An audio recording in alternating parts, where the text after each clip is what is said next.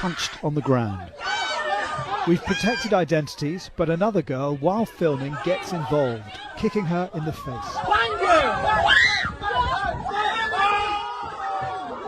Dozens are watching and videoing an ambush that everyone seemed to know was about to happen, just outside a school in Rochdale. And the motive? Quite possibly the videos themselves. A moment of notoriety on social media, creating content to be shared and laughed about in private groups on Snapchat. Just nearly fell up the stairs. Courageously, the 13-year-old girl who was attacked just before the Easter holidays wants to speak about it. She's asked not to show her face. And how badly did they hurt you? I had a black eye. My head, every time I spoke, hurt. I couldn't laugh because my head hurt. I couldn't move my neck. This new generation is something else. OBE hitting the quick one. Real talk, true seasons. Don't worry, I'll wait.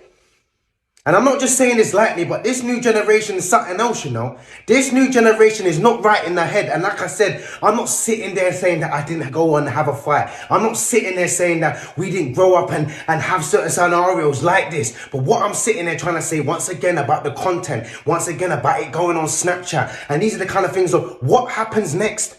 When I got into a fight, that was it. Whoever was there, that's who saw the fight. You go home, bruv, and you live to fight another day. You mean to tell me now I'm going to get beaten up and everybody's filming it, thousands of people are sending it round, and now all of a sudden you have to come back and do something.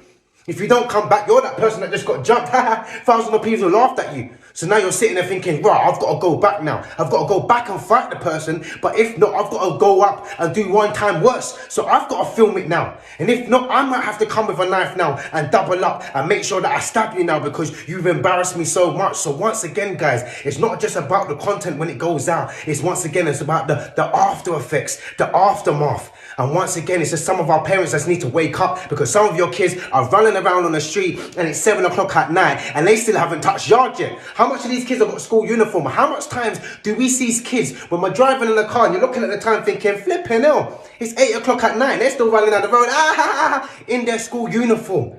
So once again, it's about us applying ourselves. And once again, I'm telling you guys from a factual point of view, I'm working in schools, colleges, youth clubs. I've just done a live on the We Are Unapologetic page. Go and check it out to give you guys tips. And I'm sitting there saying the time that you spend with your child is valuable. I'll say it again, the time that you spend with your child is valuable because whoever's spending or whoever's got the most time with your child is going to be the one that's influencing your child. So whoever spends the most time with your child is going to be the one that's influencing your child. And some of you parents don't even seem to be having your kids. When was the last time you checked in on your teachers? Some of you that are sitting there, oh, I don't care, the teacher's disrespectful, I don't like them, I don't like them. A lot of us don't like teachers, but they're looking after your kid though. So you want to make sure that you and your teachers are best buddies, patterned up. So you know when your son's falling off or your daughter's falling off, they're going to go the extra mile because they're like, you know what, I know Miss Ben, I know Miss Brown, like, you know what, we're going to sit there and reason and come to a conclusion because you have a great relationship with them. When was the last time you done that? Don't worry, I'll wait. We sit there and all the time and say, oh, but Chris, it's a society. It's been going on like this for a long time. But when are we going to wake up and smell the flipping coffee? You've got 15-year-olds that have got phones for £1,500. A kid said to me just the other day in the school, I've got an iPhone 11. The child said to me, oh, your phone's dead, sir. Man's got the new phone, iPhone 13 Pro Max. What, a £1,500 phone? Which you know that 24-month contract has to run. You know what's there? So you're paying minimum 50 to 60 quid.